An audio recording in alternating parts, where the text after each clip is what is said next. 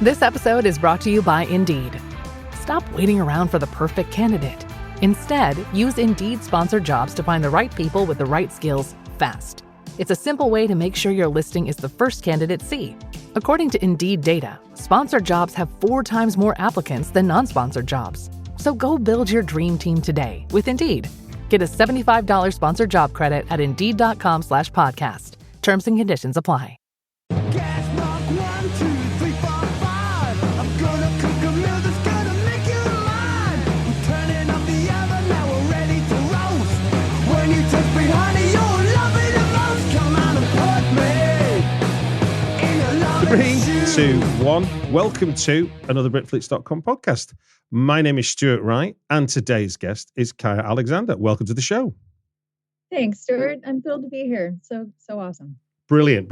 Now, you have been a development executive in Hollywood, and you've been teaching people about the tricks about meetings and pitching and the like. And that has now led to you writing a book called The Stealth Pitch, the Hollywood Insider Strategy to Hook an Investor and Land a Meeting in 60 seconds or less. Yes. So the pandemic, like all of us, I was at home and I started to support writers. I love writers. I am a writer. I've written a number of books and novels. And so supporting writers, I started to realize, oh my gosh, they're all struggling with the same thing, which is talking to people. Indeed. And how do you talk to people? And then even worse, so many writers get into writing and telling stories so that you don't have to go into sales. And it's sort of a crooked joke that you write and tell stories and then realize, oh my gosh, I'm in sales and now I have to go sell this script. And it's a cruel joke for the poor writers. So in the pandemic, I spent a little time essentially reverse engineering my time in the development exec buyer's chair. I heard hundreds of pitches. And of course, we only financed maybe of the time that I was there 5 of the 100. So what made them stand out and what made a great pitch and what made a pitch memorable? And then what also made us pass? So as I started to study it and reverse engineer it, I came up with this 4-part formula to help all of my creatives remember how to talk to people, how to sell something, how do you build that relationship so that you can actually get your work to screen. With that in mind then, do you want to give me, and if this isn't too cruel an irony, do you want to give me the pitch for this book to describe what it is? Oh my goodness. Well, before we got on this call, we've just been connecting about our love of cinema. And Stuart, you are from Manchester where Queer as Folk was set. How did you feel about Queer as Folk? It's one of my absolute favorite television shows of all time. It is a brilliant show. And I have had many a good night out in Manchester, including Canal Street, where a lot of the action of that TV show takes place. Oh my gosh, including Canal Street. I love the work of Russell T Davies. We were just talking about his remarkable cinema. And so very near and dear to my heart are these queer stories. I am also queer and I'm also autistic. And my passion for stories that fall outside of the mainstream of heteronormative, neurotypical storytelling is really deep inside me. Okay. Being autistic, I started to reverse engineer how do you talk to people? I was an exec. Why did some creatives succeed? Why did others not? So I came up with this 4-part formula that is stealth pitch. Mm-hmm. And it's easy to remember because it's a mnemonic, which is cat, dog, horse, animal. And now after teaching it for 5 years, I have writers come running across the room at, various festivals to me and say, cat, dog, horse, animal. It's how I sold my television show. So it's always really fun that they remember the mnemonic. And so that became stealth pitch. And the mnemonic standing for cat is connect.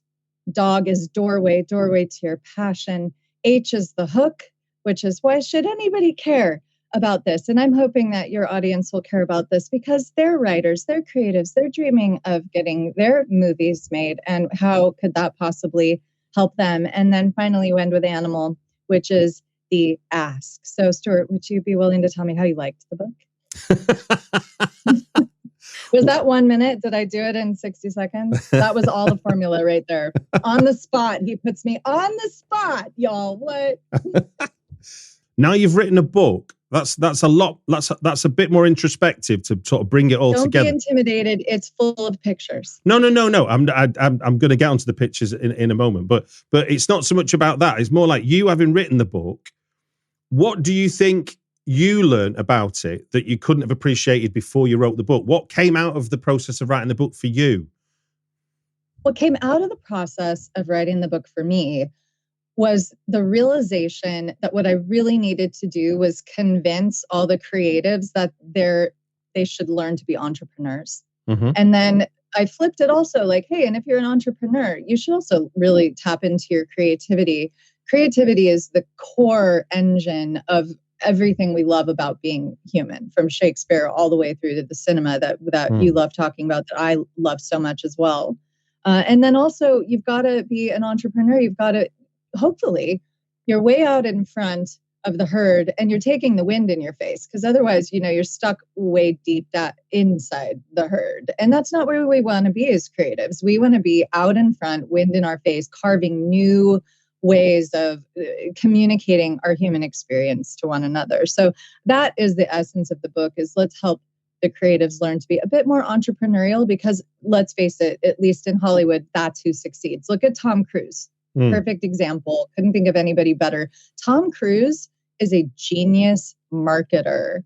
He's who everybody wants to do business with. And I think that is a great example and case study to follow, is like, yes, you have to be remarkable in your creativity, but also studios love doing business with somebody who doesn't lose them money. And in the best case scenario, makes them money. Yeah, so at least if you start to think that way, and at least learn enough to, I say, be a bit dangerous, right? Learn enough to be a little dangerous, speak that language, so that execs are like, ooh, Stuart Wright, let's do a deal with Stuart Wright. Let's make his movie.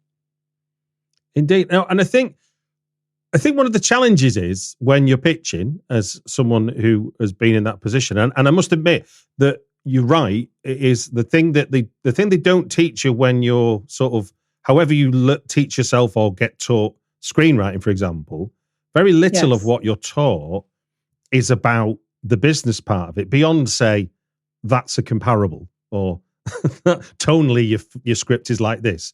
But that's not really that, that's just looking, that's more of an observation. Whereas the ability to walk in a room and say hello is underestimated, I think, in terms of a sort of need as a writer. The idea that you can just be this kind of a person that sits at the back, sort of staring at the shoes while everyone else does work and does the business, and then you just hold the script up when they want it, seems a bit naive and stuff. And I think that I recently did a lab in Europe, where I was in Zagreb and Amsterdam and then in Tallinn. And at the final session, and that was the final lab, was the most interesting, because we had coaching in pitching. That was what they did with us, and it was, I'd argue, it's the best thing I've done in years.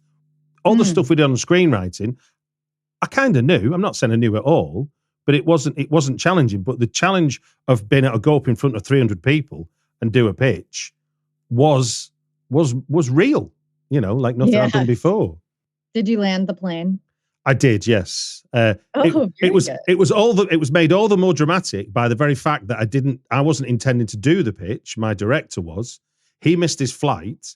And then I had 48 hours to then get ready for the pitch. And it was, and the thing I would say is, I didn't want to do it. You don't want to do it, but you don't ever want to do it. But when you've done it, there is a thrill to having got through the other side. I mean, in a past life, I've managed a rock band. And when I see a rock band before they go on stage versus when they come off stage, it's like two different countries, never mind two different people. That's incredible. So your past life was almost famous, huh? Literally almost famous. Oh, amazing. Indeed. So for you then, I mean, you said there's illustrations of the book. It's not a heavy read. Now, I was interested to see in the opening salvo of it, you talk about who did your illustrations for you, Olga Shanova. And you said they're hand-drawn with AI-assisted tools. And you use that as an opportunity to talk about us embracing AI in terms of our work. Yes, I believe in embracing AI. I use it all the time, and I think bounce passing back and forth between ChatGPT is an incredible thing to do. Even as a creative, idea generating, etc. I do not think it's replacing writers or creatives or filmmakers. I don't think that that's a good use of the tool. But that said, so Olga, my illustrator, who did these incredible 20 illustrations in the book, she is based in Ukraine, in war-torn Ukraine, and she utilizes Midjourney and then takes the images and puts them into her own illustration tools. I think it's Photoshop, and she works on these illustrations herself extensively. And by hiring Olga, and I was really like kind of torn about this. If I had spent, the $200 per illustration for the 20 illustrations in the book, it was going to break the bank to get the illustrations I wanted for this book. But by utilizing her work, she charged far, far, far less and was much faster. And I was able to get this book to market quickly with the most charming, wonderful, brilliant illustrations that are so endearing to me. And she did such a great job. And I thought, okay, well, this for me illustrates my own conflict about utilizing AI, but then being able to support someone for her art who is in the Ukraine. And I thought, well, this is a great opportunity to talk about our conflict with utilizing AI as creatives. It makes us faster. We can utilize it. It is a tool that has arrived. We're not putting the genie back in the bottle. And I think it's just an interesting conversation to be having. And I certainly piss people off that I like it, but I am autistic, and it really does help me, certainly, as a tool. So I think it's like the internet or like any of our filmmaking tools, utilizing it and making sure a human is in charge of it, like the way that the Writers Guild of America negotiated in the minimum basic agreement in the last strike. A human has to helm the AI. That was their footing in the negotiation going in. That's what they got. And I think that is absolutely the best possible positioning. And I hope that they can hold it in the new negotiations coming up next summer. When you were sat in that development exec chair taking pitches for people, did you feel have you got any responsibility to make that pitch good? Or is the responsibility all on the pitcher? Just that, it's completely on the pitcher. And the worst part of it as an exec is if the pitch is bad, in the first 30 seconds, and you might be trapped in that meeting with that creative for the next half hour to an hour. And it's awful. And you're going, oh my God, I have 5,000 scripts to read today, and I'm trapped in this meeting for the next hour. So because I have this bleeding heart, when a pitch was so bad, I would call time out and say, wait, stop. Usually the pitch was bad if nobody was letting the writer talk. I picked that up a couple months into the buyer's chair. I was like, oh, the writer's here, but the producer and the director are doing all the talking, and it's bad. So then I would say, okay, time out. Hang on 1 second. I'm a little confused. Let me talk to the writer. And then I would essentially silence them. And then the writer would go, oh, you're going to talk to me? And like the writer would get so excited and talk about the characters they love. And often that would just unlock it right there. And then other times the pitch was off the rails. And I always say, and hopefully this helps your audience as well, there's only 2 ways to make a pitch bad. And it's you're either boring or you're confusing. And the pitches, we're not financing your pitch. We're not making your movie if your pitch is boring or confusing. I don't care how good the script is, because you've not convinced me that you're a good storyteller. Okay. So in being in that exec chair, we all have a keen nose for story. And it's important to connect with the person sitting in front of you and just make sure, like, if you're a world builder and you are going to hit us with a massive universe, a la any of the really big fantasy epics that people have, I can't get lost if you're pitching me 7 different characters and, it's Game of Thrones big and there's 7 thrones and there's 400 characters. If I'm lost, I won't finance because I'm lost and you're not taking the time to make sure like I'm with you. But you can pitch a giant world, which is wonderful. We love the giant worlds on screen. I know I do. But you have to make sure the exec you're pitching is with you. So you have to be able to pause and connect and notice if their eyes glazed over. And sometimes a pitch will get rushed and then confusing. And then I have questions that are now stacked 15 minutes ago. And I'm going, but wait, I don't remember who Mary is. And you're saying, wait, and what island are you on? And I'm just lost. And then if there's not a connection there to make sure that I'm with you, now I'm lost 15 minutes into the pitch and we have to go way, way back. And those are the worst. You know, it's like the phone rings when you're having sex and the person takes the call and you're like, oh my God, what is happening? And now you're like, well, how do we get our rhythm back? And that's just a bad feeling. And that's the confusing side. The other side is the boring pitch. And the boring pitch is you just haven't figured out yet how to tell this story in the most delicious way. That's all. And in a pitch, you've got 10 to 15 minutes to concisely carry that through and be the fireside storyteller, which is what we all want. I think every exec in our hearts, where we are like an 8-year-old child, just tell me the story and make it brilliant. And if you really tell us that story and we love it, and we're with you and we feel the human elements of it, we're moved. There's been times where I cried in a pitch because in 15 minutes, the creative pitching me managed to touch a deep, deep part of my own humanity or an experience that I had that came to the front. And then I'm wiping tears as they're finishing that pitch. And that's how high the bar is. And I think hopefully other writers that or directors who might be who are listening might have heard there. Being nervous is not a problem, is it? Because you didn't say that, did you? Oh gosh, no, not at all. And if anything, you'll find a lot of execs are really hopefully kind. I mean, some are stonewall, but there's others who will actually say like, "Oh gosh, don't be nervous. Let me get you some coffee." And they care. They especially care about writers. You directors, they don't care about you at all. I just no. You have to nervously sweat it out and impress us. It's interesting the way you describe it though there about what's so confusing and boring. When I was going back to the coaching that I did last year, one of the pre-sessions we did before we got anywhere near the pitching was they just cross-examined us about our own story. They said, tell us what it's about. And they went, why? Why are you doing that? Why are you telling me that? And then they reduced, when you were talking there about the idea of worlds and stuff, they got you to be as reductive as you could to convey as much as you can. It's an alchemy. Yeah. It's the alchemy of storytelling. You've got to distill it down to the core nuggets of gold. And you can practice your pitch on your friends and your community and your wolf pack and your family, whoever will listen to you. Because then you start to figure out, oh, that's the gold.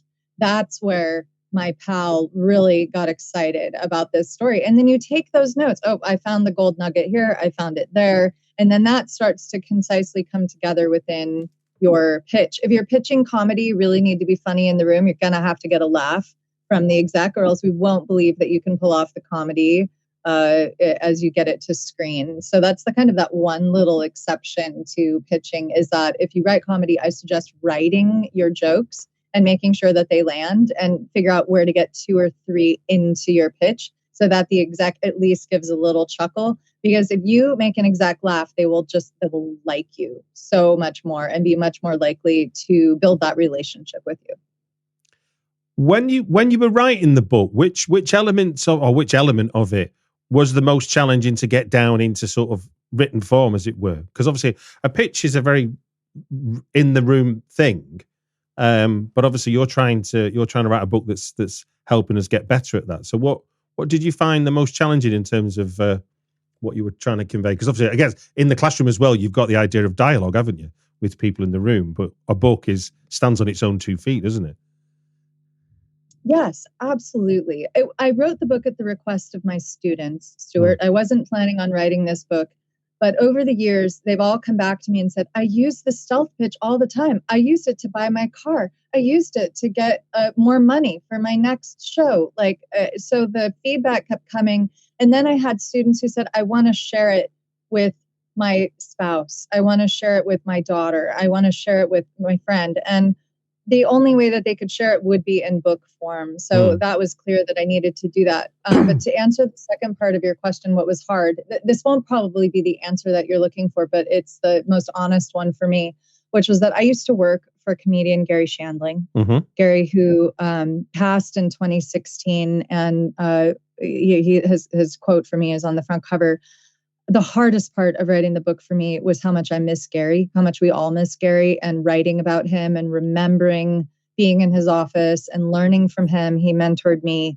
I just, I had a couple good cries just because it's hard to go back to that deep loss. And I talk about in the introduction, and his influence on me. So it was also a way to capture his mentorship and his genius and the support that he gave me, and also give it to others, which is, I know what he would want. He would want everything he shared to be shared with others. He was a giver that way. So that was also the hardest part, honestly. I think there's a message in there as well, just a bigger one, which is this idea of people who are in good faith do like to share to help people get better. That is, I think, that's a kind of, it's a misdirect in Hollywood, the idea that everyone's swimming with the sharks. I mean, obviously, there are people that will, sell their grandmother to get what they want, but there are also a lot of other people who want other people to be able to be better informed and better equipped. I mean, I'm a fan of, say, Script Notes podcast or Screenwriting Live. Yes, absolutely. August and Mason are geniuses. It's that's the heartening thing about this industry I like, and when books like this come along, it's sort of good to get that sort of inside track from someone that's been running on the inside track, not just somebody shouting, going, "You should be doing this," Thank you, Stuart. Thank you. I appreciate that compliment. Well, look, thank you for introducing us to Stealth Pitch. I'll put a link in the show notes to where people can get the book from. And Thank you. Available on Amazon worldwide. So. Indeed. I will be able to put that link in the show notes. So that means that we can move seamlessly on to 3 films that have impacted everything in your adult life. Are you ready for this? I'm ready. We are going to talk about 3 movies that you've given me in the order that you gave them. And every time 5 minutes are up, we are going to hear this sound. Can you hear that at your end okay? I can. Without further ado, let us jump in to the first title on your list, which is Charade, a rom-com cum cozy mystery from 1963, directed by Stanley Donen and starring Cary Grant, Audrey Hepburn, and Walter Matthau. It is a romance and intrigue ensue in Paris as a woman is pursued by several men who want to get their hands on a fortune her murdered husband had stolen. She soon loses trust in those who lay claim to what she has. Fun fact, 7 studios rejected the original screenplay. The screenwriter turned it into a novel, which became a bestseller, and then all 7 studios bid on the script. If you can believe that, I'm sure you can. Love it. So tell me, why is Charade such a impactful film on you, and what fond memories does it hold? Oh, several. It's my mother's favorite movie, so I watched it with her growing up. I think of it more as a thriller, but yes, it is also a rom-com. The deep place it has in my heart with my mother, with the joy of growing up with this film, and of course being passionate fan of Cary Grant and Audrey Hepburn and Walter Matthau.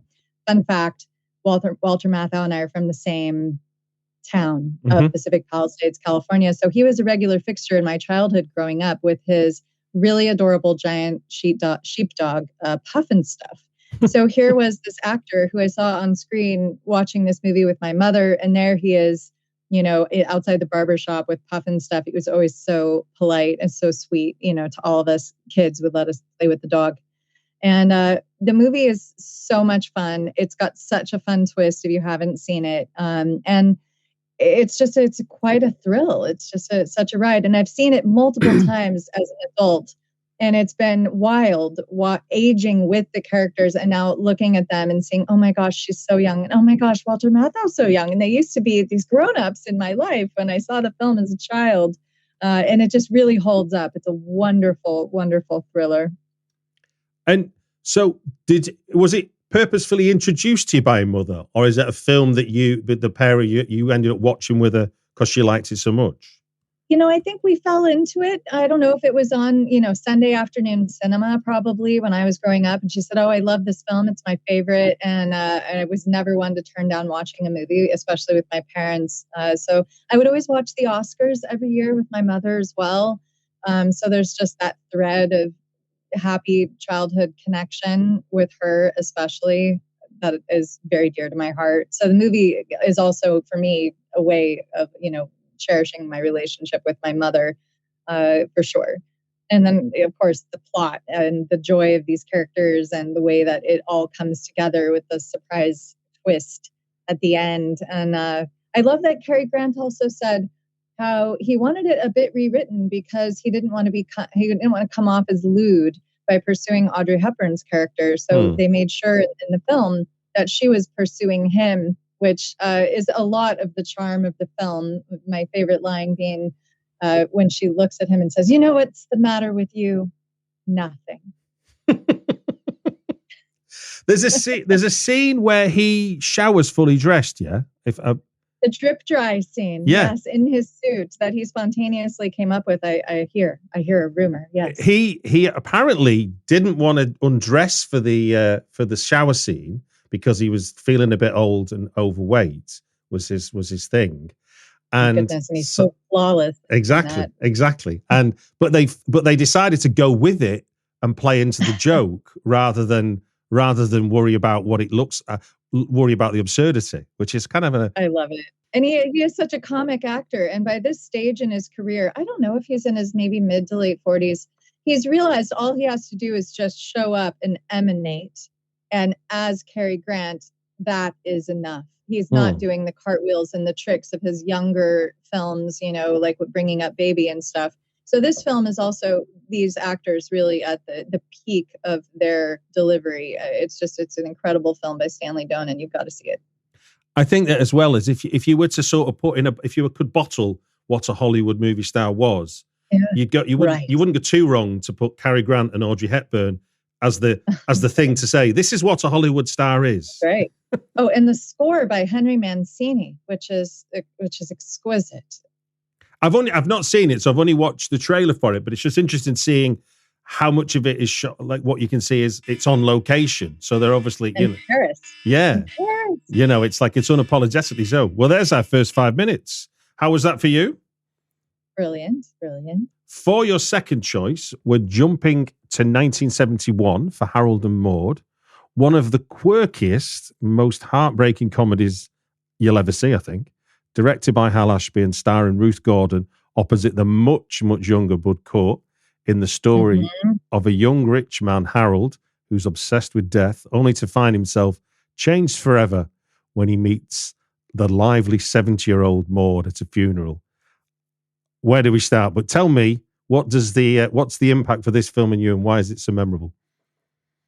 Oh my goodness. Okay, before I go down that rabbit hole, I have to just first say that the greatest compliment I've ever been paid was the very first time I met my friend Mike Medavoy. Mike was at Orion. He made Harold and Maude and the posters in the entryway to his office. And I was so nervous meeting Mike the first time. I mean, he's won, I don't know if he's been nominated for 17 Oscars and, all the rest. This is one of these meetings where you meet someone like this and go, this is so intimidating. But I sat down and I said, Harold and Maude is one of my favorite movies ever, Mike. I love Hal Ashby, who also did Being There. And he smiled and he said, my dear, Hal Ashby would have loved you. What amazing. Was the greatest compliment I've ever been paid. I was like, oh my God, I'm taking that to my grave. So I have to start with that sweet, sweet story. So as a teenager, I was introduced to Harold and Maude by my best friend, Shannon. I was probably 19. And what I didn't know was that within the next 2 years later, she passed away in a really tragic freak accident. So she was 22, I was 20 when she passed. And, you just don't ordinarily lose someone that young unless it's a grandparent. And it changes how you see the world. It changes how you see yourself. And certainly made me cling to that movie. She was a Maude in every way, just dazzling and full of life and full of love and flowers and the garden and, the joie de vivre that I think I've been chasing my whole life. So that movie for me is a piece of Shannon, and it's also just full of such wonderful writing and performances and directing. As a screenwriter, Stuart, if you haven't read it, it's worth reading the script because the opening before the cold open before the credits roll is written exactly as it's shot, and it's really exquisite to read it on the page. Harold has decided to prank his mother by pretending once again to commit suicide, which is a running prank in the entire very dark comedy that Harold and Maude is.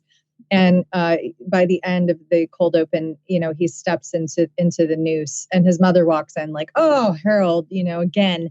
So you have this character who's fascinated with death. The character of Maude, Kaia, she is in effect the essence of life. And what do you think makes her that way? What is it about her character that has that impression so much on Harold? She is, and I love the irony of that they always are attending these funerals, and yet she's so full of life. And that's the reason why she goes to the funerals, to be reminded of how joyful we can be on this side. And for her, I think joy is a choice. And that's a hard thing for me to metabolize because I still don't really believe it. I just turned 50 and I'm like, joy is not a choice. Sometimes life just sucks. And the essence of loss in this movie, there's so much loss that we endure just as people, and the loss that I endured of my dear friend Shannon, who passed. And we just never get to know when that loss is going to hit us, and it always does hit us hard. So it's lovely to be. I think that's why we love being surrounded by children or comedy folks who bring in some light, and she certainly does bring in the light. There's a wonderful scene in the movie where they're sitting on a dock, and he gives her a ring, and she immediately flings the ring into the water. And he says, "Well, what did you do that for?" And she says, "So I always know where it is." And she clutches her breast. And it's like so sweet that for her, this is how to love and embrace life, is to throw it away. And for him, of course, he's clinging to her. He's clinging to the only piece of joy in life that he's ever known, which is through her. He needs her lens.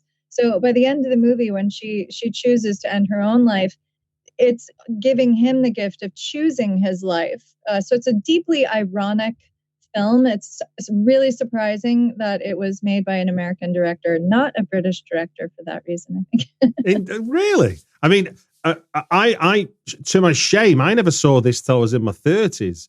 And even weirder, me and my wife, oh, there goes the alarm. Me and my wife saw it on a Valentine's Day date at the cinema. It was being shown as a kind of special screening. And love it. And when that cold opening came, I'm like, is this really the kind of film you want to watch on? And then it just becomes this sort of, darkly but life-affirming coming of age story. I mean, when the big reveal happens as to who Ruth Gordon is in terms of her personal history and why she does take every day like it's her last, as it were, enjoys every ounce of air she has. It's such a gut punch because you don't associate her at all with misery and sadness. You're kind of like, she's the opposite of Harold. Interestingly, the screenwriter has a theory as to why it ended up such deep resonance with the younger audiences, says that we're all Harold and we all want to be Maude, and that we're all repressed and we're all trying to be free.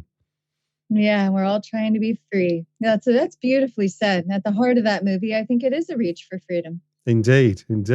Well, look, we're going to move on to your final choice now. 2020's Summerland, written and directed by Jessica Swale, starring Gemma Arterton. It is during World War II. An Englishwoman opens her heart to an evacuee after initially resolving to be rid of him in this moving journey of womanhood, love and friendship. Fun fact, this is the second time Penelope Wilton and Tom Courtenay have worked together in a World War II drama. The Guernsey Literary and Potato Peel Pie Society was the other one. However, Wilton only appears in the scene set in 75 as the older version of Gemma Arterton's character. Weird meta connection. Look at that. I didn't even know that. That's cool. So how then does this 2020 film become such an impactful film for you? Tell us more. Oh my gosh.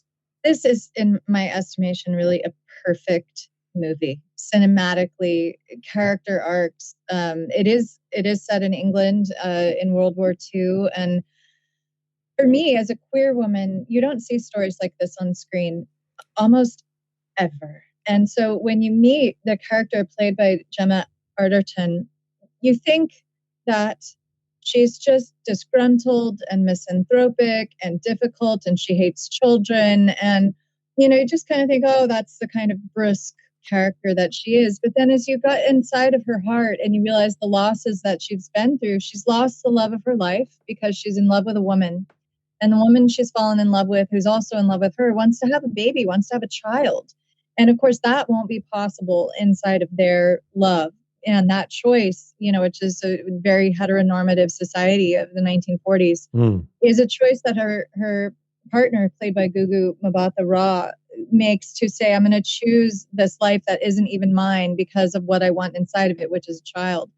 So the way that this threads together is just breathtaking. It's gorgeous. The cinematography is gorgeous. The performances are gorgeous.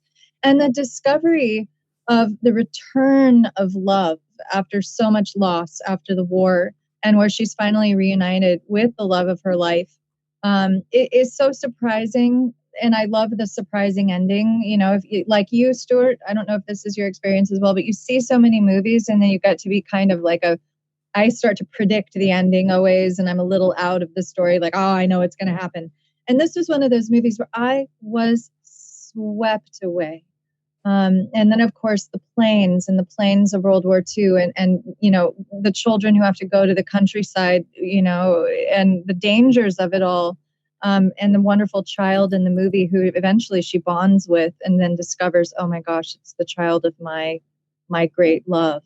And what that reunion means. It's powerful. It's a very powerful story. It was only on the air here on Netflix for a little while. And I know it's still available in the UK, but harder to find here. I think you need like an OTT to get it. Okay.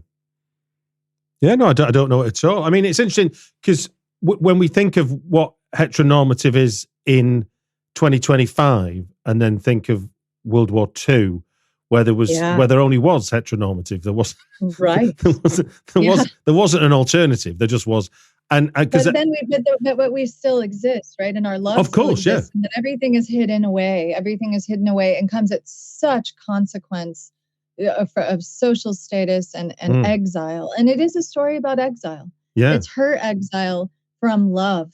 And the exile to the countryside of, you just, how do you go on? So yeah, I think maybe I was originally, this is a movie of loss, but now I would like to say, actually, it's a movie of exile and of coming home and of the return of love, and how when it returns in always surprising ways, never how you thought, right? Without being spoiler, because it's quite a new film, what's a scene that stands out for you in this film?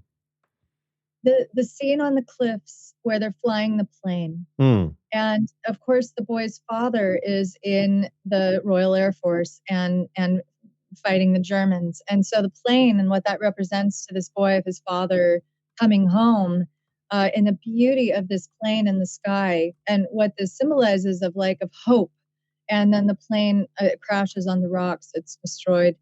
And just the cinematography of that scene, it's one of the most beautiful pieces of cinema maybe ever. I think Jessica Swill deserves all of the accolades for this movie, and I am going to continue to shine a light on it for the rest of my life. It was amazing. Well, that's perfect timing. There goes 5 minutes. Thank you for sharing that and introducing me to Summerland from 2020. Love it. That brings us to the end of 3 films that have impacted everything in your adult life. Thank you for being so generous in sharing why these 3 films have had such an impact and have lasting memories for you. It's so kind. Thank you, Stuart. And thank you for introducing us to Stealth Pitch, the Hollywood insider strategy to hook an investor and land a meeting in 60 seconds or less. I will put a link in the show notes to the book, and it just gives me to say thank you very much for giving us your time on the podcast. Thank you, Stuart. Thank you so much for having me as a guest and for featuring Stealth Pitch. I hope your creatives get a lot out of it. Absolute joy to be here. Thank you again. Do remember to subscribe on Apple Podcasts, follow on Spotify, or wherever you listen to your podcasts for more movies that impacted your life. And if you want to, I'd love to know what your favourite movies are, what your fondest movie memories are. So please share your favourite movies that impacted your life on Twitter. Look for @LeightonRocks. And you can always leave me a review, 5-star preferably. And in your review, tell us which 3 films impacted your life. Best ones get read out on the podcast.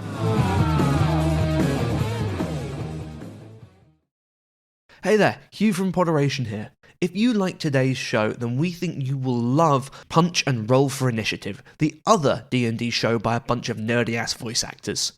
Join a brand new show from the ground up with a cast full of professional voice talent as they make their own adventures in a custom-made fantasy world.